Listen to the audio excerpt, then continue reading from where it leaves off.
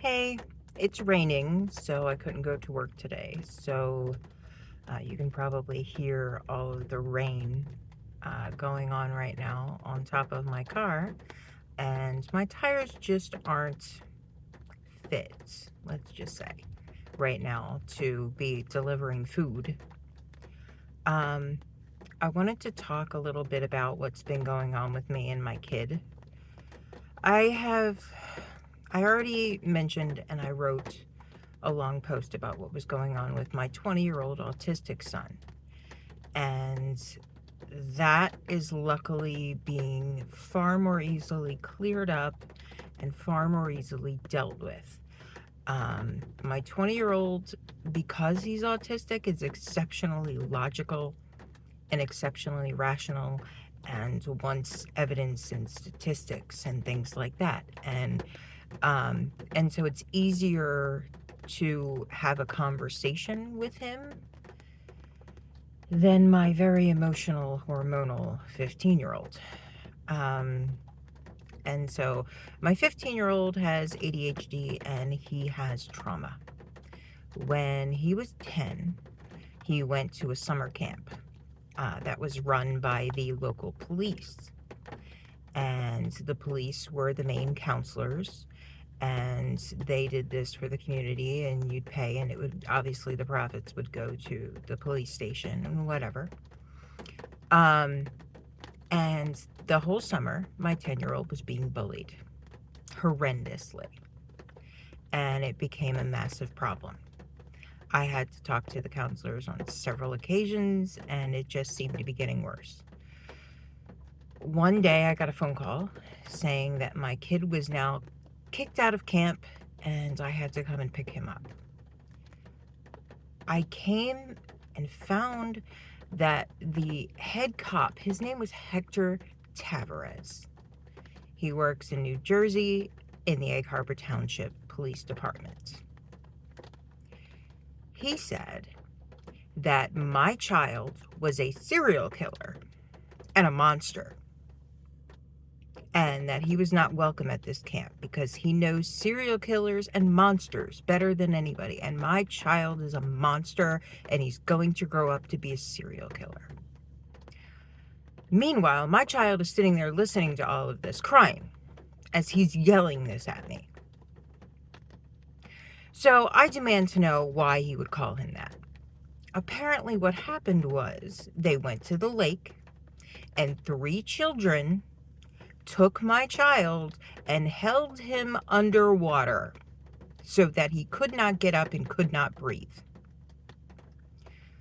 The only thing my child could think of to do in his panic was find the closest source that he could cause pain to this child to let him go so he could get up and live. So right in front of him was that kid's bare torso. So my child took his mouth and just bit him. He didn't tear flesh. He didn't do any of that. Yes, there was a bite mark. He had to bite him so that he could, get free. But it's not like he caused grievous harm to this child who was trying to literally murder mine. And because he bit this child, this cop said that my kid was a monster and a serial killer. He wasn't a bullied kid being held down by 3 different children and was in a state of panic because he couldn't breathe and needed to figure out a way to get out of that situation. No, he was a monster and a serial killer, and he was banned from this camp.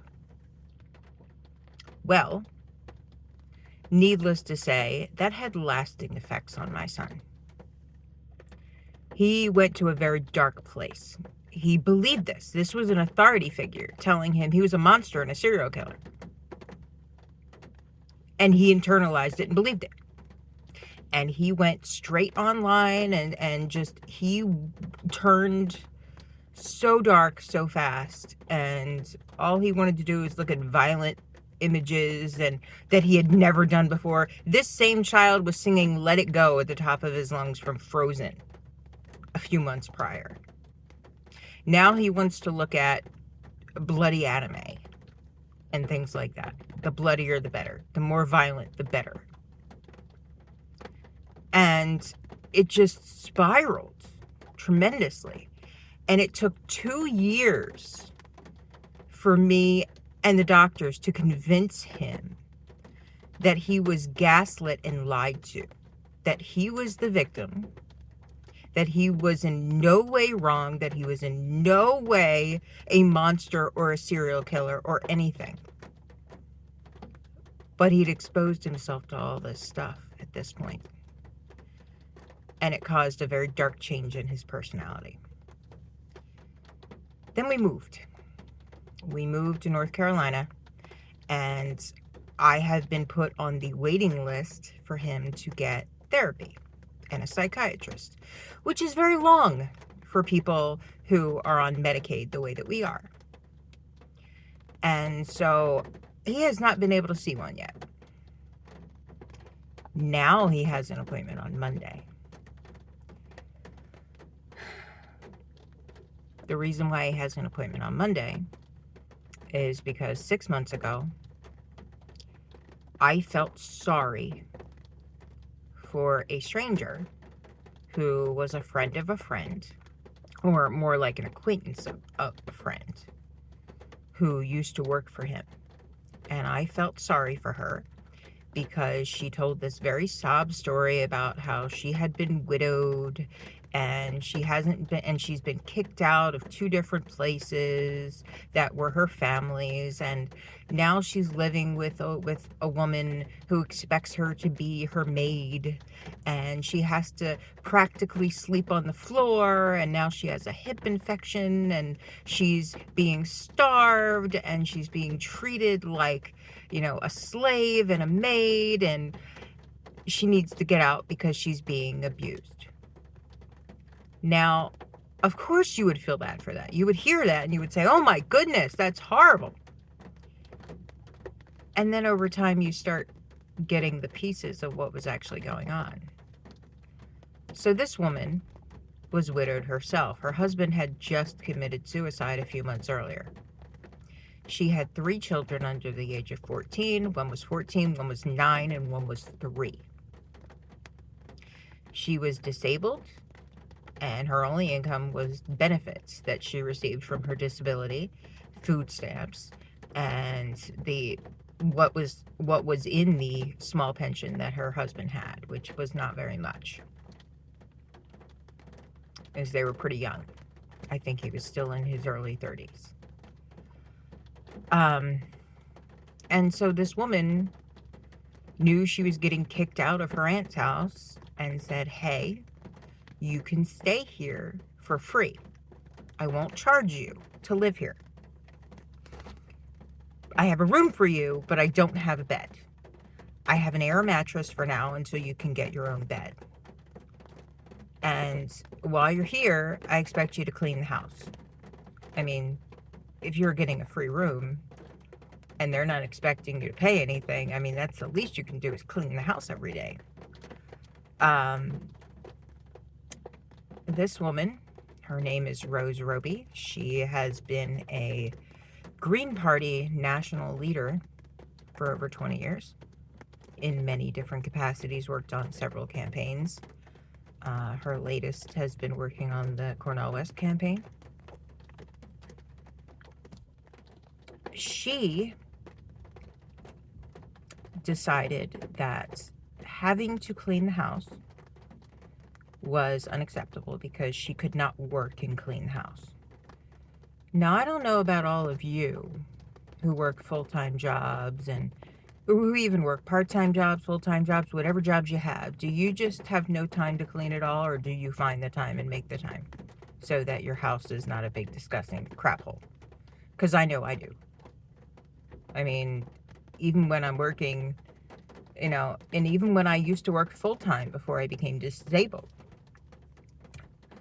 I would work all week, and then on the weekends, when I was supposed to be resting, I would clean my house.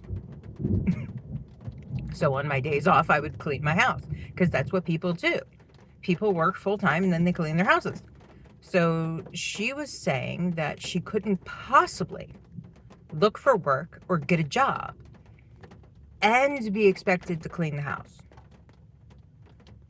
So she was living there for free. And because she had to clean, she was unable to get a job.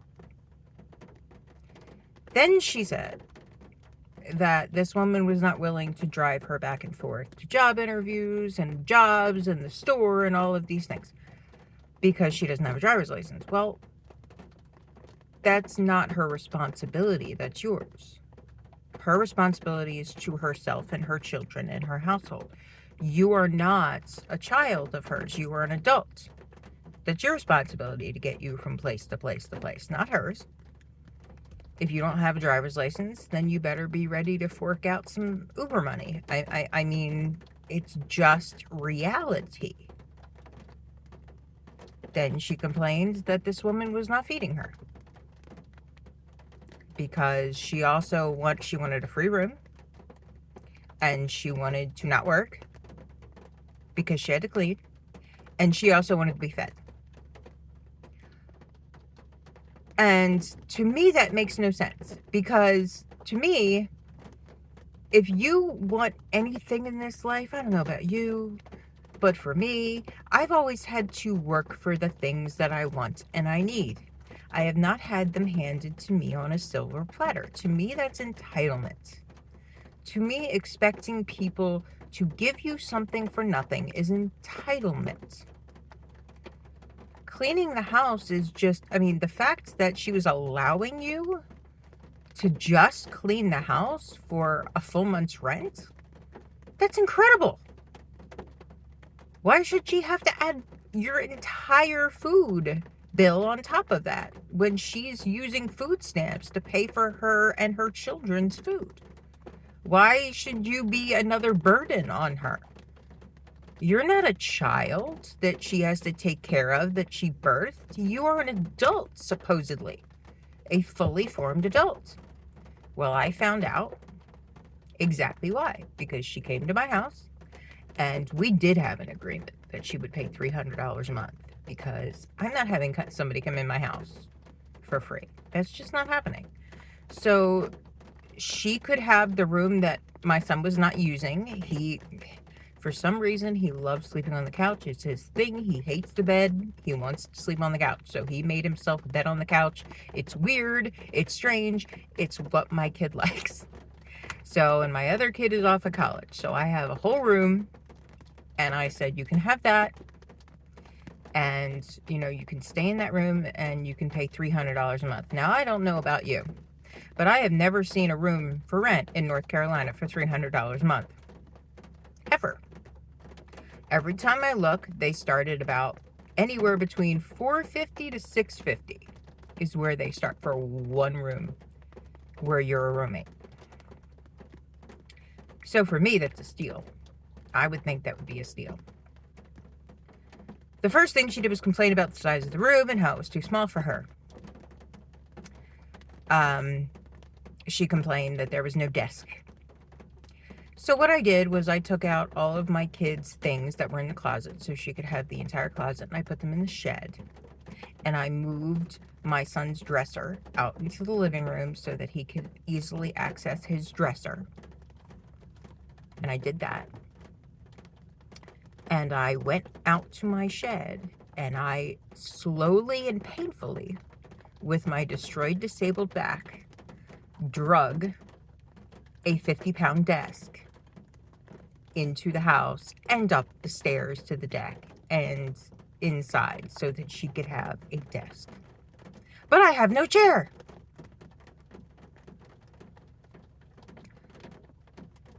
I offered her one of my dining room chairs in the meantime until she can buy herself one. Instead, she chose to sit on a box or squat. So that's how that ended up. The entire time she was here, she worked for 3 weeks at McDonald's before she quit. And And that was it in 6 months.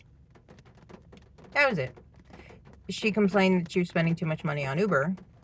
She couldn't work longer shifts. And that, and it wasn't because she couldn't get longer shifts, it's because it hurt her. She's not disabled. She has diabetes, and she has, apparently now she found out she has COPD from all of her years of chronic chain smoking, as well as not abiding by her diabetes restrictions and eating candy, soda, and junk food all day long. I've never seen her eat a healthy thing. No, I have not. I mean, I thought it would be funny to buy a box of fudge rounds as a joke when that song came out, and I hated them. I took a bite of it. I ate like half of one, and I threw the rest out, and then I had 7 left in the package. So I asked her if she wanted them, because I wasn't going to eat them. They're nasty. They taste like fake chocolate and a bunch of processed material. Like, they don't taste good. They taste like some kind of fake plastic crap. Like, it doesn't taste like a cookie or a cake. It tastes like somebody pretending that they're making a cake. You know, like how people make burgers out of vegetables? It's kind of like the same thing.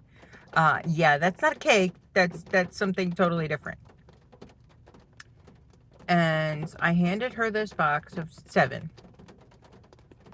Now, this was at 8 o'clock at night. When I woke up the next morning at 7 o'clock in the morning, the empty box, was already in the trash, along with the wrappers. She had eaten all 7 that night. All 7. That's insane. That's insane. And when I did the calculations on that, that was 2,000 calories of junk she just took in. Of nutritionless, fake, sugary junk. She has diabetes. Not to mention the amount of, sugar she takes in her sodas and all that kind of stuff. Because she won't drink water. Every time I've ever seen her get milk, it's been full-fat milk. I mean, she's probably the most unhealthy person I've ever seen. And she's perfectly fine with that. She was diagnosed with COPD. What does she do? She continues to chain smoke. So, she didn't work. She was getting money from a friend for having conversations once per week. Her pity money. She was getting money from her mother, who would send her money and things. She started a GoFundMe where people felt bad enough to give her money. And the worst part about that was that she said to me, I have to wait to post this because I got to make sure that it's perfect, that it's crafted perfect, so it sounds pathetic. And so that it's just manipulative enough that people will give me more money. It has to be right. You can't just post something. You have to post it properly. So that when you post it, you tag on every single heartstring and you pull and you pull and you pull. So that people feel bad enough for you to give you their money. It was the most despicable thing I'd ever heard. She wanted that money because she didn't want to work or get a job. I even offered her a job. I was working for a campaign at the time, and I offered her the lead fundraiser job because she said that she could do it because she'd worked on all of these campaigns. And so she could do it. She was fantastic at it. So I gave her a list of 200 people to call. And the candidate said, we'll give you right now, I have to start you on a top budget of $1,500 a month, but we'll pay you at $20 an hour. Up to the $1,500 mark. Her response to this was, well, I'm not working any more than 10 hours a week if you're only going to give me $1,500 a month. She was making 0 at the time. 0. And she was being asked to make phone calls at $20 an hour. But it's not good enough. Well, fine. I'm only going to work 10 hours a week. The candidate was like, really? Really?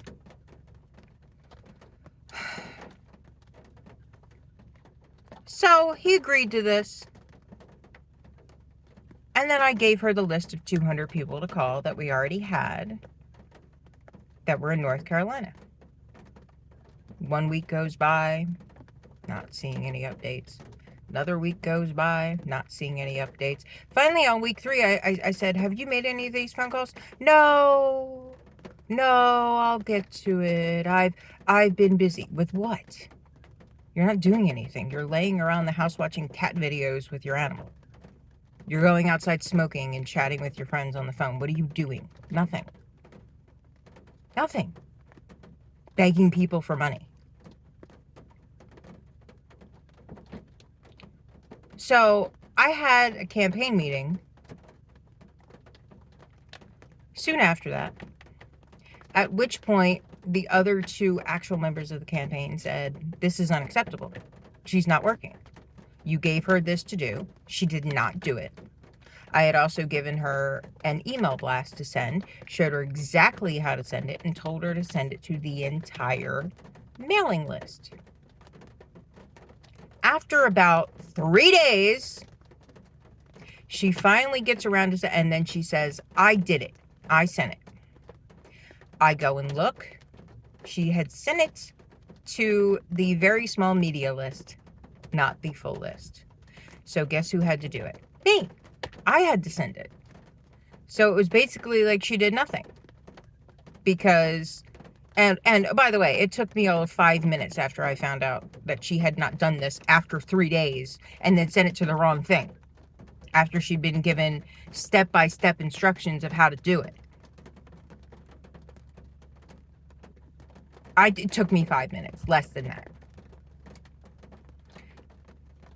My campaign that I was working on had decided collectively she needed to be fired because she's not doing her damn job. Unfortunately, by that time, I had seen how unstable she was. And she is. She's unstable. I had a conversation with her about people that she knew were bad, that she knew were evil, that she knew were a cult, that she knew had a criminal history, and mentioned the criminal history to her after they had been arrested. Brought up the fact that one of them was already in prison for rape, kidnapping, and attempted murder.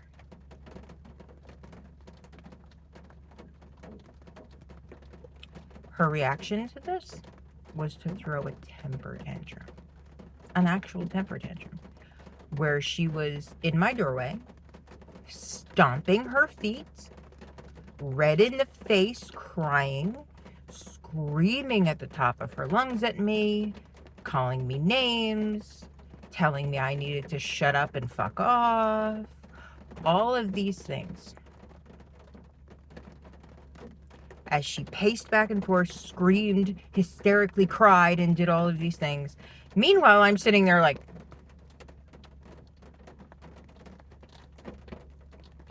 that was my reaction.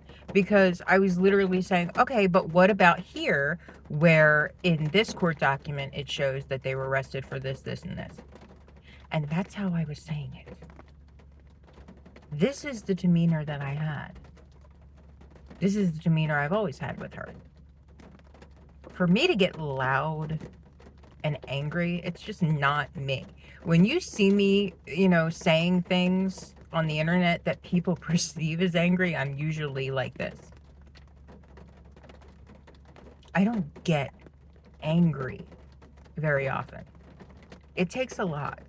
So when you see things that are considered hostile, my mood is generally exactly like this. You're just misinterpreting it.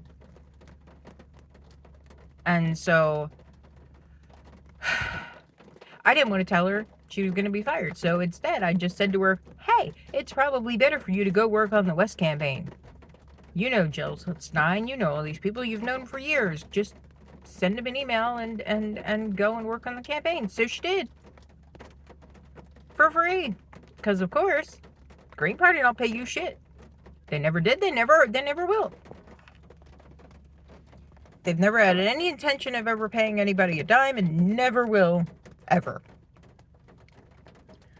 So, yet again, she's not working. Hadn't been working. 6 whole months go by, she's not working. During this time, the money that she gets is going towards some food and her cigarettes.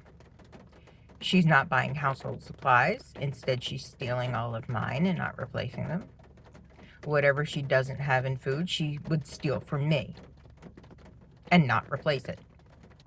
In fact, one of the last things she did was constantly steal my soda. Now, I have intestinal disorders, so I have to buy the more expensive stuff because the cheaper stuff has this horrific thing called high fructose corn syrup. I can't tolerate fructose. My body doesn't have the enzyme to break it down, the actual sugar fructose. So I can't eat fruits or vegetables or honey or anything else either, things that are made up entirely of fructose. So given that the cheapest things to buy at the grocery store have that high fructose corn syrup, I can't eat it, I can't drink it.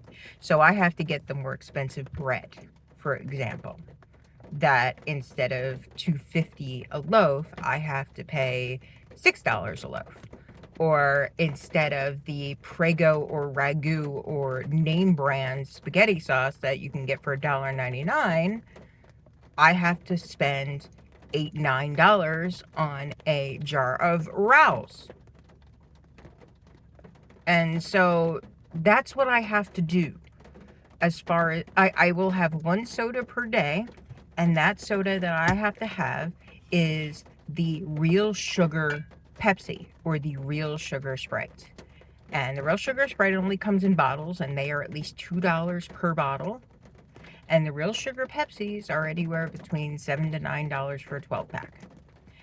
The Pepsi itself you can usually find for about $4 to $5 for a 12-pack.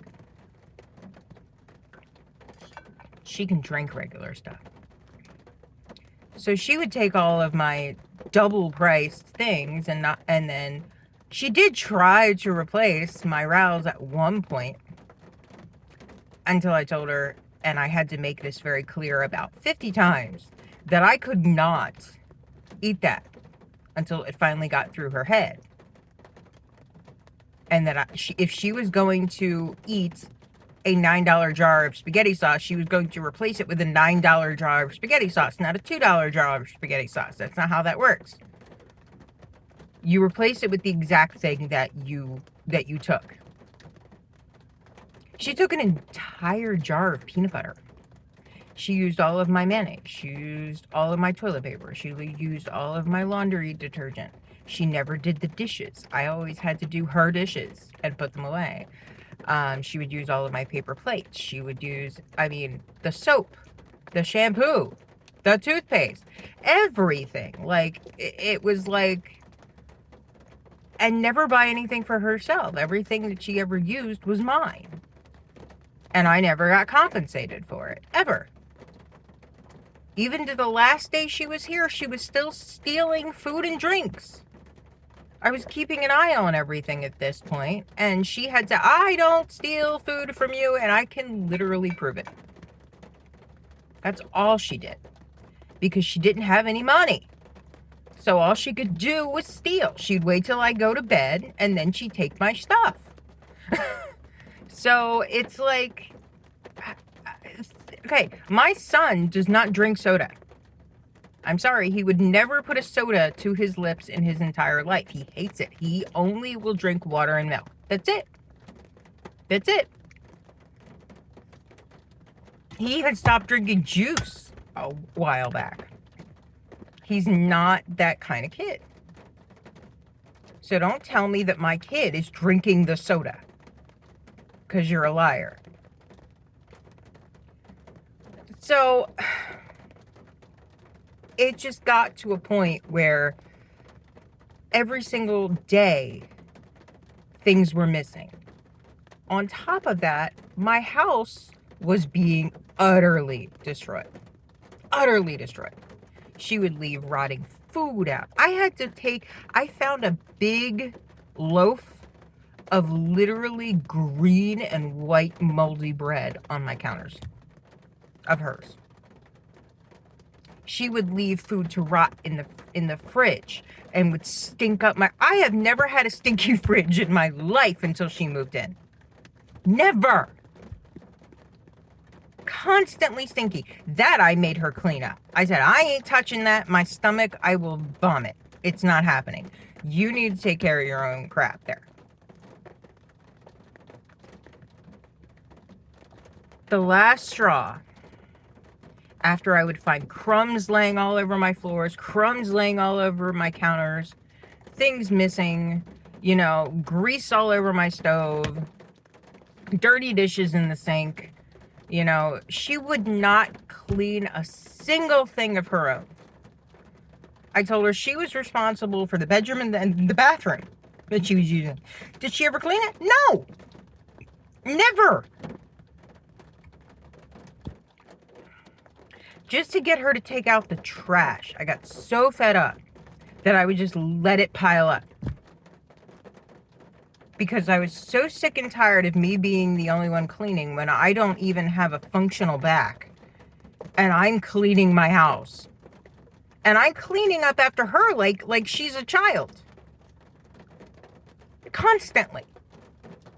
That she can't even take out the trash when she's already gone outside 20 times a day to smoke.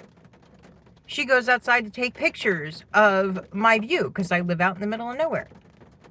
And it's pretty. But she can't take the trash out. Please. It's just utterly ridiculous. So, the last straw was one night I came out and there was a butter knife on my counter with a large slab of melted butter all over it and all over my counters. And it had been there long enough that the butter was starting to dry and solidify on my counter. Yeah, I was mad. Because every single time that this was happening, it was happening every day. I was constantly having to clean up after her. She could not wipe a single countertop. She could not do anything. It was like the biggest slob I've ever lived with in my entire life. And she's supposed to be an adult. And so I look at it, and she comes in from smoking. And I said, exactly like this. I said, hey, Rose, do you mind not leaving the butter on the counter on the knife? Because, you know, I just cleaned it up and I would appreciate. And that's all I got out before she goes, I'm sorry. And then runs in the other room like I was screaming at her and like I was some kind of vicious tyrant. That's how I said it. That's how I always said it. Whenever she would do something, I would say, hey, Rose, do you mind not doing this? Do you mind cleaning up after yourself? Do you mind, you know, wiping down this counter? That's how I would say it. That is the tone I would say it in. I've never said it in any other tone. I've never acted in any other tone with her. Because honestly, she scares me to death. She's unstable. She has been the only one screaming in the house. And throwing tantrums and crying until she's red in the face. That's not me. That's her. I mean, I have never seen anybody that emotional and that unstable in a long time. She has all these self-destructive tendencies, like I said, with her diabetes and her COPD and all of these things. And then, to top it all off, she fucked over my kid. So, I want to back up to Aiden, my son, having this trauma, okay, that caused a downward spiral. I've been desperately trying to get him into therapy. For the last 2 years, he's been on this anti-human thing where he doesn't want to be human. He hates humans. He hates humanity. They all need to die. We need to get the guillotines out for the entirety of humanity. He wants to be the executioner, blah, blah, blah, blah, blah. And He wants to be a fox or a robot or a combination of the both, and does not want to be human at all. And up until the time when she had been there, he had been quite content with the understanding that he is a child, and he is hormonal, and he is irrational and unreasonable, and that he cannot make any permanent decisions or anything like that until he is older. And I would say to him, now, how old do you have to be before your brain is finished developing, you understand consequences? And he said 25. And I said, exactly. And whenever he would have a tantrum of one kind or another, his usual response would be, well, I'm immature, I'm 15, I'm a kid. What do you want? So we had that logic and that understanding and the rational basis. Just last year, we were talking about the Dave Chappelle and the Ricky Gervais controversy when it came to the trans community. And I showed him what was said. And he said, that's not transphobic, that's a joke. I mean, they can't take a joke. Like, transphobic is literally saying, I hate you and I want you to die. It's not, making jokes about the reality of it. And I said, exactly. There's a reality, and the reality is not allowed to be talked about right now. And so, before she moved in, this was all understood and processed. He wanted to be a fox. He wanted to be a robot. He has this obsession with some kind of 7 or 8-tailed fox on his anime that he really, really loves.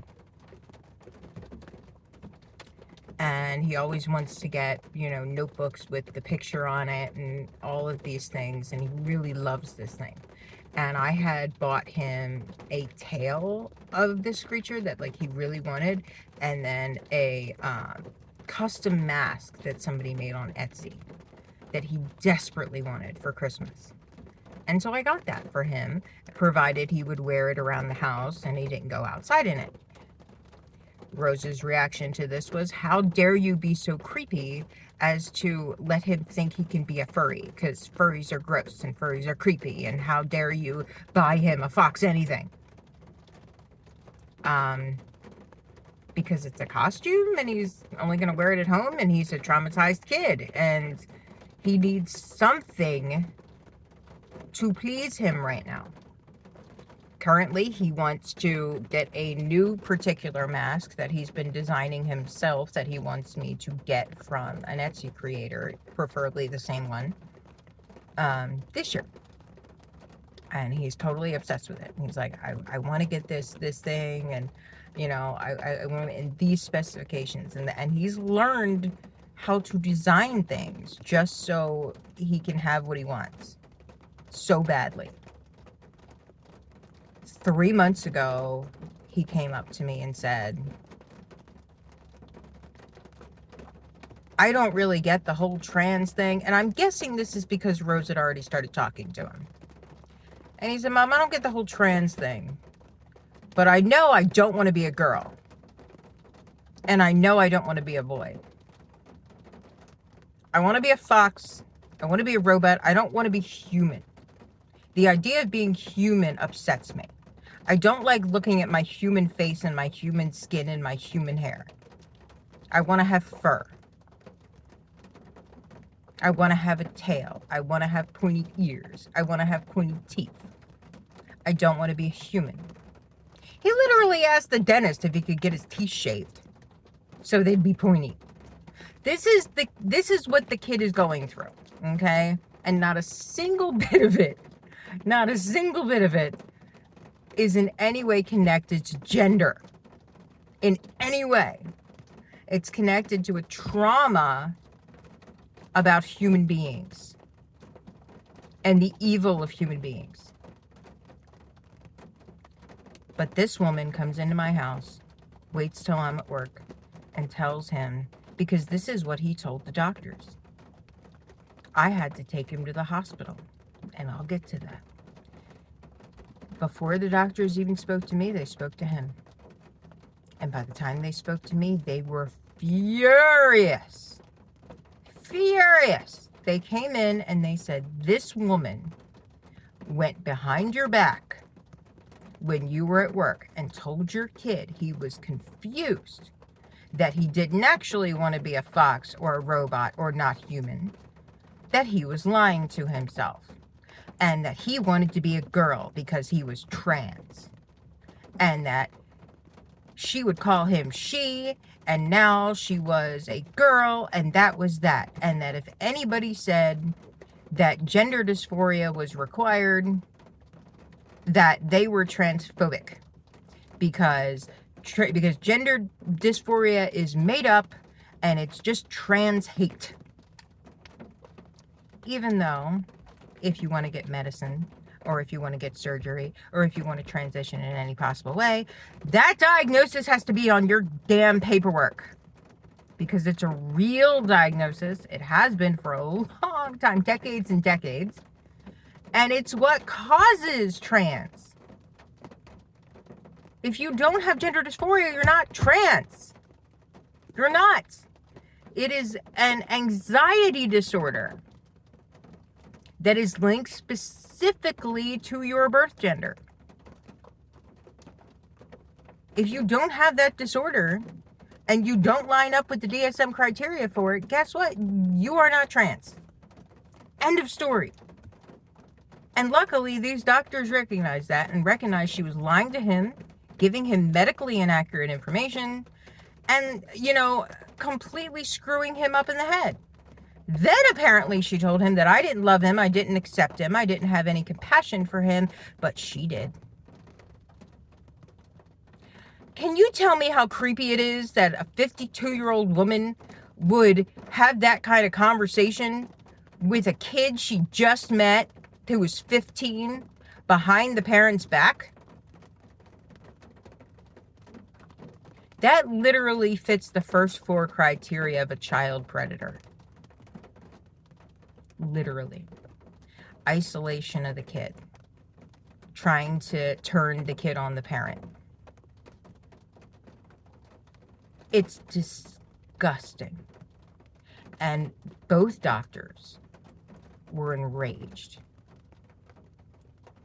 How did all of this lying to my child behind my back and telling him he's something he's not because she had a personal issue with his thing about being a fox and a robot, how did that turn out? Well, she moved out because she had to, because I got sick and tired of being used and abused every single day, and then blamed like I was in some way a problem when I was asking her to just be an adult and do the things I was doing. That's all I wanted. And I'm far more disabled. I've got far more issues. I can barely walk. I just wanted her, who is in far more of a better position physically than I am, to keep up with disabled old me. That's all.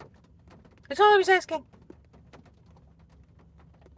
And because I wasn't handing everything to her while she was not showering and laying around and stinking up the beds and staining my mattress and staining my pillows and destroying everything and not cleaning everything and stealing all of my stuff, she also went behind my back and told my kid I didn't love him and that he was confused, that this is what he really wanted, even though he'd been talking about it for 2 years. She had no idea about his trauma because she doesn't know this child.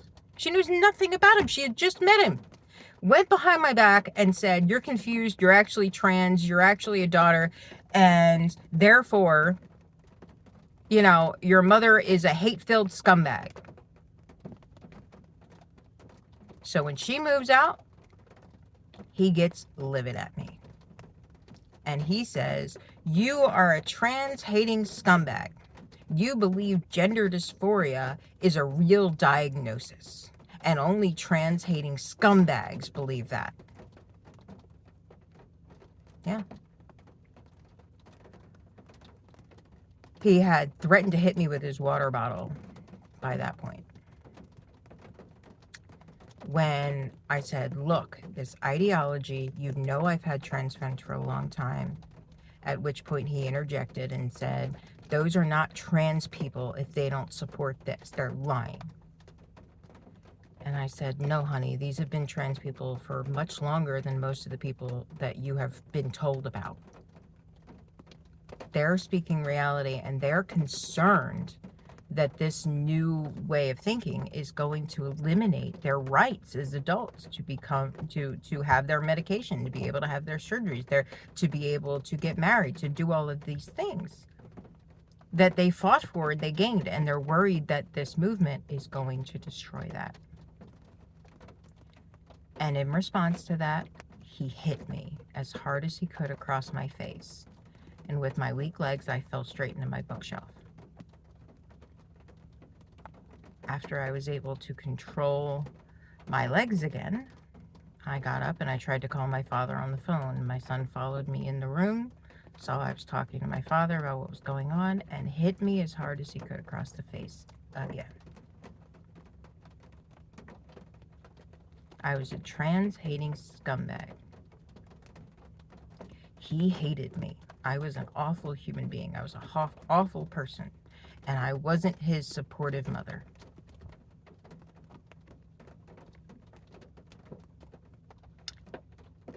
So I had to take him to the hospital because he was having a psychiatric break caused by Rose Roby with her own little agenda and no knowledge of my son. None.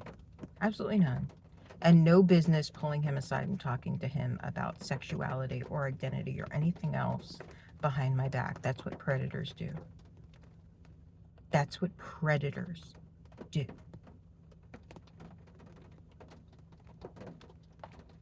And so that's what happened. I had to take him to the hospital. Both hospitals, both doctors, we had to go to two. One was an urgent care center. The other was the actual children's hospital in Winston-Salem. Both doctors talked to him first and talked to me. And by the time they talked to me, they were furious. And they told me how much of a child abuser and predator Rose was. Aiden has his first full psychiatric evaluation Monday. I was told that in the intake charts for the place that he's going, it absolutely was written down that Rose had given him inaccurate information, that had abused him, that had brainwashed him, and that had done everything possible to harm him mentally. So I will be taking that document and I will be going and pressing charges against Rose Roby for child abuse. As part of child abuse is the mental destruction of a child through words and actions. So she will be doing time. I'm done with this stuff.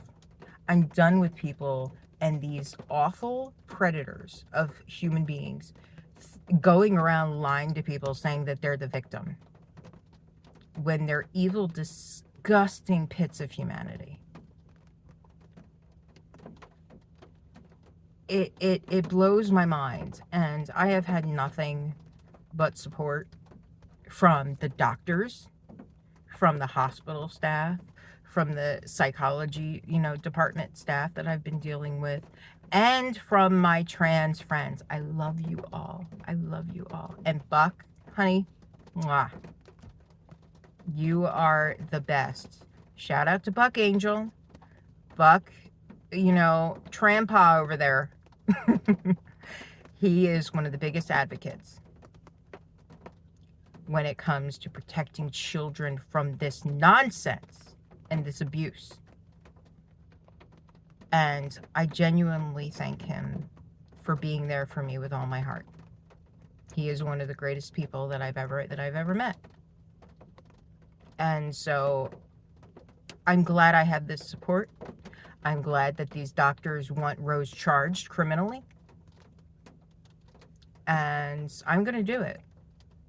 And so for all of you who think that this Rose Roby is some kind of, valiant human being of the Green Party, no, she's not. She's a criminal. She's a child abuser. She's a thief. And she's a manipulator. That's who she is.